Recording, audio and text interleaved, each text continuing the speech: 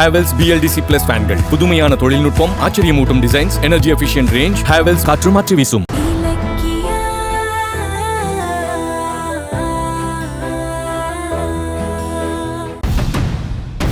எப்படியோ எல்லாத்தையும் மீறி நான் ரேவதி அம்மா வயித்துல தான் பிறந்தங்கிற உண்மை தெரிஞ்சிருச்சு.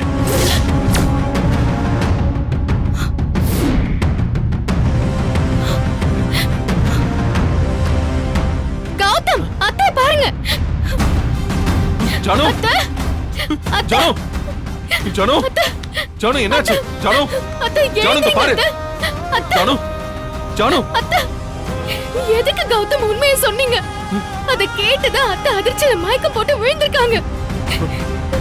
இதுக்குதான் அத்தை கிட்ட எதையுமே சொல்லாதீங்கன்னு நான் தலையால அடிச்சுக்கிட்டேன். நீங்க கேட்டீங்களா? அத்தை அத்தை ஜானு அத்தை ஜானு அத்தை ஏந்திரீங்க. இலக்கியா போய் தண்ணி கொண்டு வா போ. ஜானு சாரி ஜானு, நான் என்னோட பிறப்பு ரகசியத்தை சொன்னது தப்புதான். எந்திரி ஜானு, சாரி ஜானு, ப்ளீஸ் ஜானு எந்திரி. கௌதம் இந்தாங்க. அத்தை அத்தை அத்தை எழுந்திரீங்க அத்தை. ஜானு அத்தை ஜானு எந்திரி. ஜானு ஜானு ஜானு அத்தை ஜானு அத்தை ஜானு பாத்து பாத்து எந்திரி. பாத்து மெதுவா மெதுவா. ஒண்ணு இல்ல என்னாச்சு ஜானு?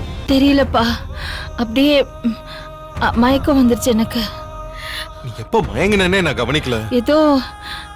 ஏதோ முக்கியமான விஷயம் சொல்லணும், பிரச்சனை அப்படின்னு ஏதோ சொல்லும் போதே எனக்கு அப்படியே மயக்கம் வந்துருச்சு. மயங்கி விழுந்துட்டேன். இதை நான் சொல்லாம இருந்தா வாழ்க்கை முழுசும் உனக்கும் பிரச்சனை, எனக்கும் பிரச்சனை. அதான் பூட்டி வச்ச ரகசியத்தை இப்ப உடைக்கிறதுன்னு நான் முடிவு பண்ணிட்டேன். என்னை பெத்தவங்க யாருன்னு எனக்கு தெரிஞ்சிருச்சு ஜானு. என்னோட அம்மா ரேவதி அம்மா தான்னு நான் கண்டுபிடிச்சிட்டேன். நீ இலக்கியா ரேவதி அம்மா எல்லாரும் என்கிட்ட மறைச்சு வச்சிருந்த அந்த ரகசியத்தை கடவுள் எனக்கு காட்டிட்டார். என்னால இந்த சந்தோஷத்தை தாங்க முடியல ஜானு.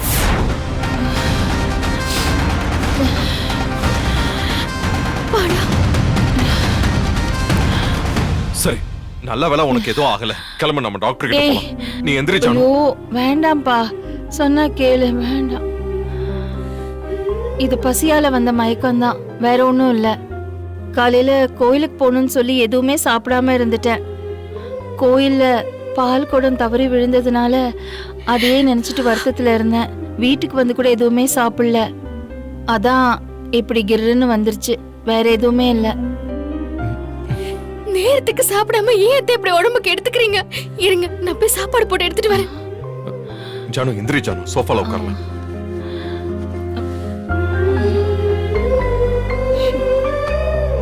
ஜானு இப்போ ஓகேவா?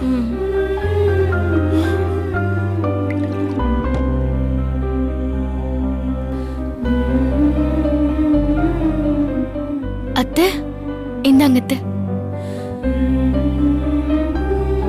கௌதம், நீயே வாங்கி ஊட்டி விடுப்பா.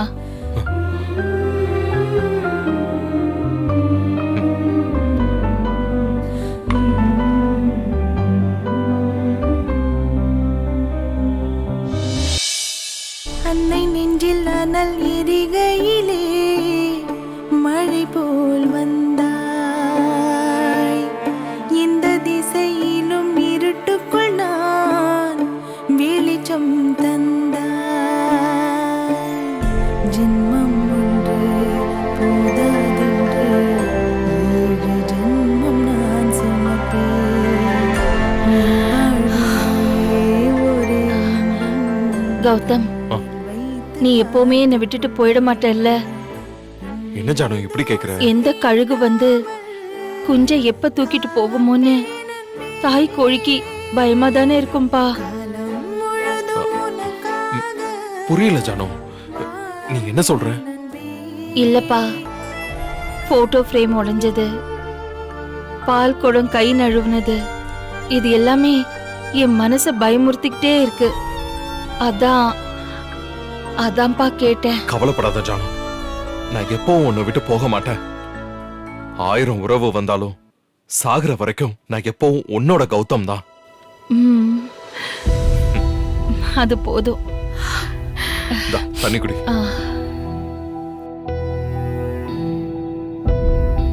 அத்தை, இன்னும் கொஞ்சம் சாதம் போட்டு எடுத்துட்டு வரட்டுமா?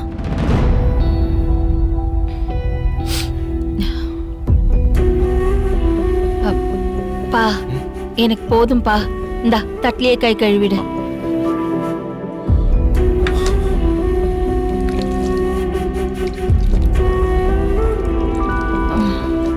இந்தா தொடச்சிக்கோ.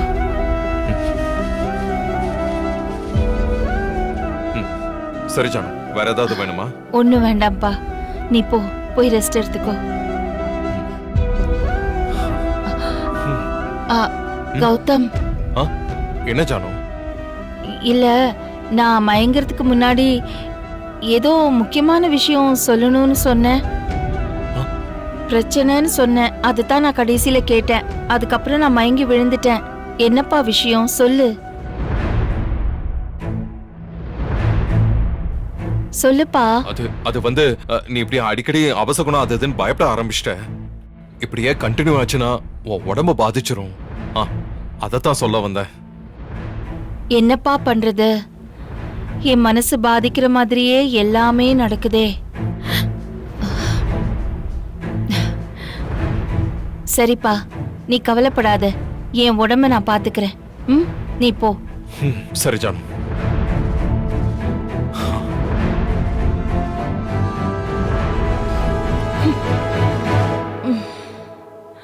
அத்தை, நில்லுங்க.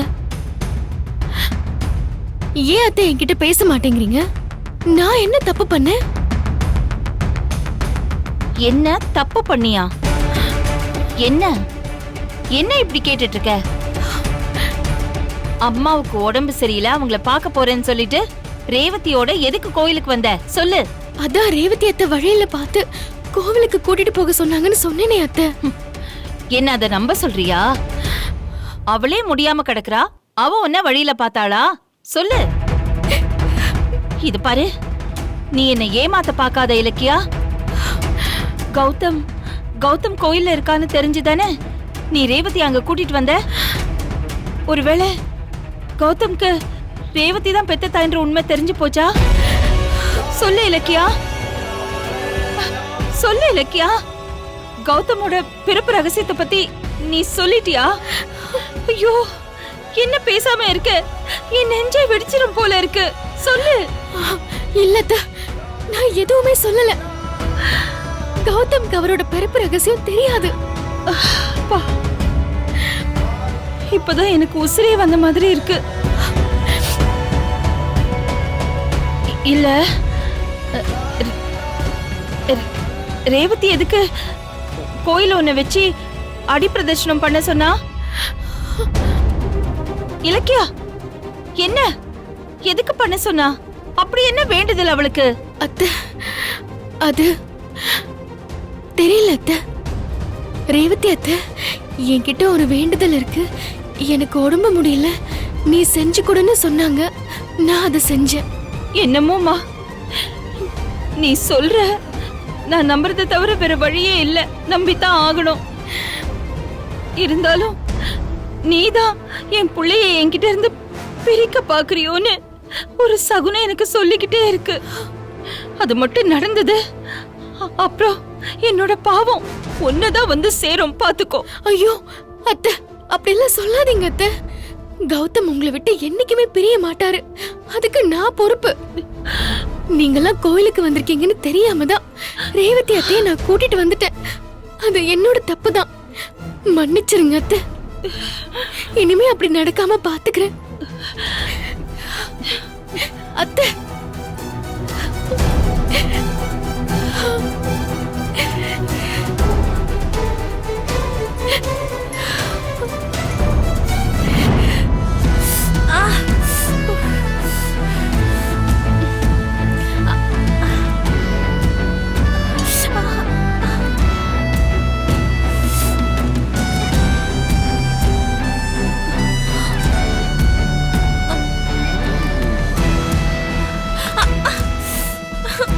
ஒரு வாய் சோறு கூட நிம்மதியா சாப்பிட முடியல. தேச்சட்டிய கொடுத்து என் கைய பொசுக்கிட்டானே. பாவி புருஷன் அவன். 6 மாசத்துக்குள்ள கார்த்திகா கவுக்கலான்னு பார்த்தா நான் தான் கவுந்து கொடுக்குறேன்.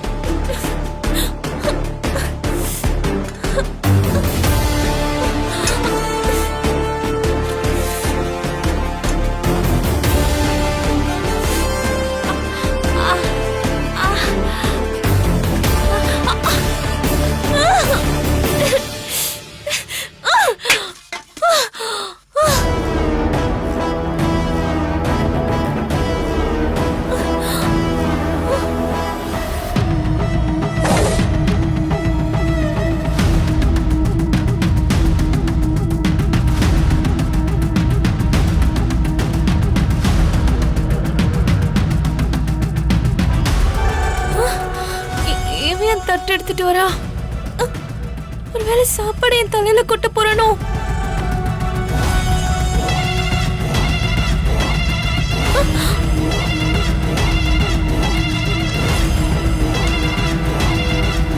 சாப்பிடு.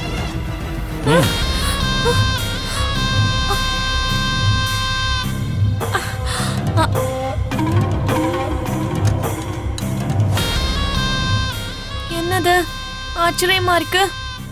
கார்த்திக் எனக்கு ஊட்டியெல்லாம் விடுறான். இது கனவா இல்ல நனவா?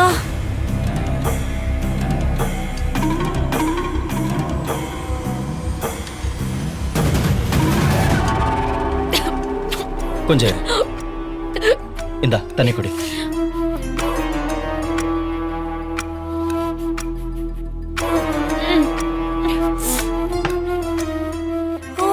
நான் கஷ்டப்படுறத பார்த்து ஃபீல் ஆயிட்டான். அப்போ நம்மளோட திட்டம் ஒர்க் அவுட் ஆயிடுச்சு. கார்த்திக் என் வலையில விழுந்துட்டான். இனிமே இதையே ஃபாலோ பண்ணி அவனோட நிரந்தரமா சேர்ந்துட வேண்டியதுதான்.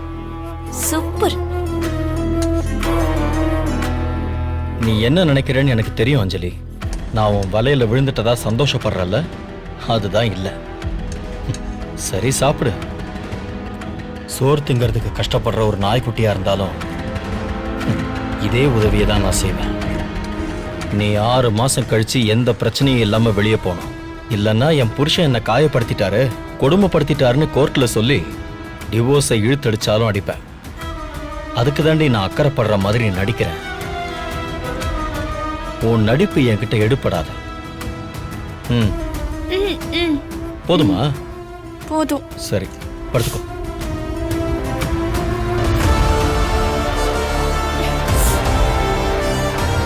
பாக்குறான் பாரு. ஏண்டா உன் கூட சேர்றதுக்காக நான் எத்தனை நாளைக்கு தான் நல்லவளா நடிக்கிறது?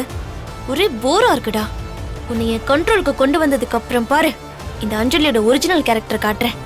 தேங்க்ஸ் கார்த்திக்.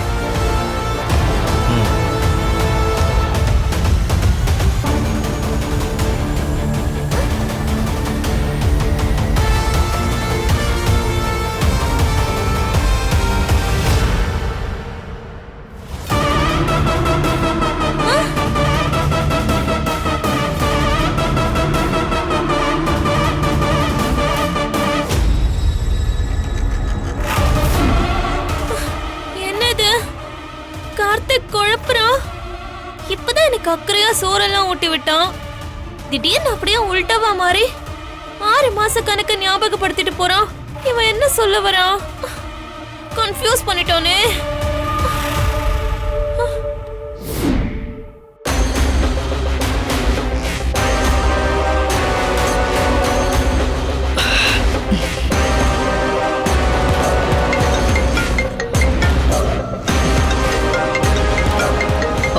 எஸ்எஸ்கே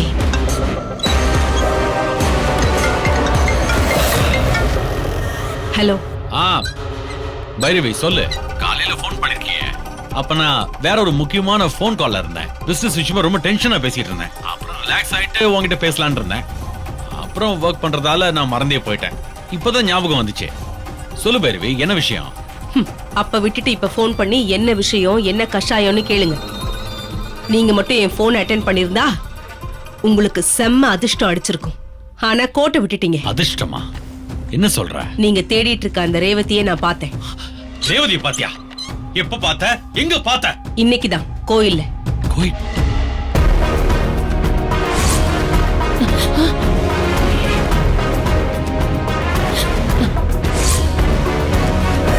ஏன் ரேவதியை விட்ட?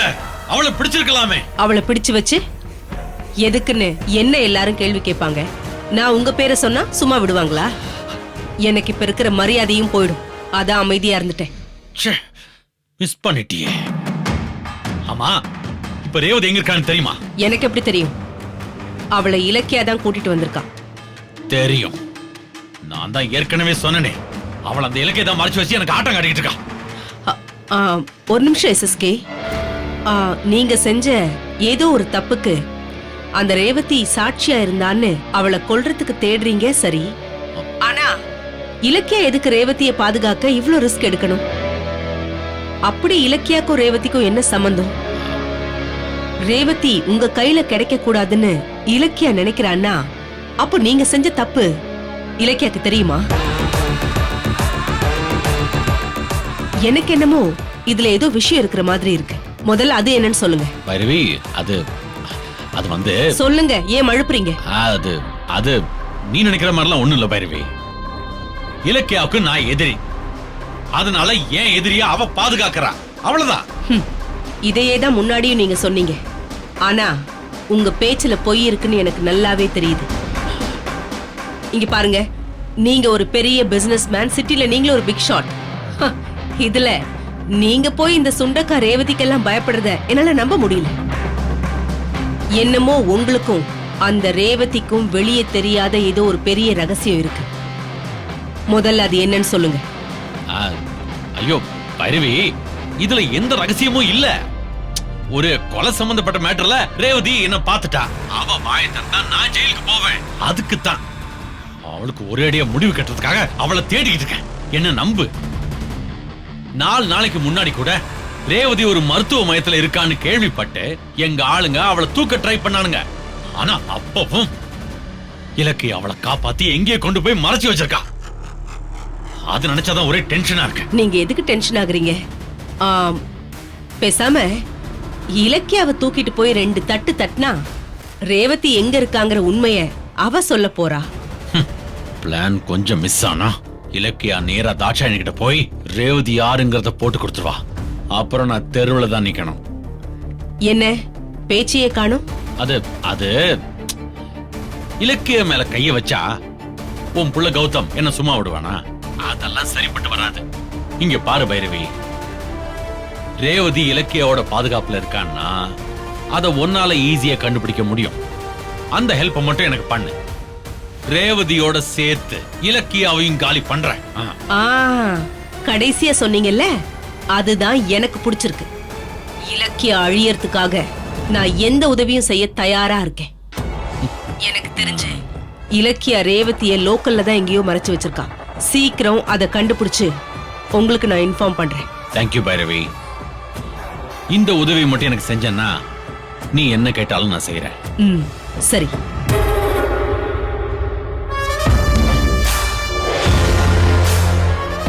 இலக்கியா, இன்னும் எவ்வளவு நாள் தான் அந்த ரேவதி நீ காப்பாத்துறன்னு நானும் பாக்குறேன். நீ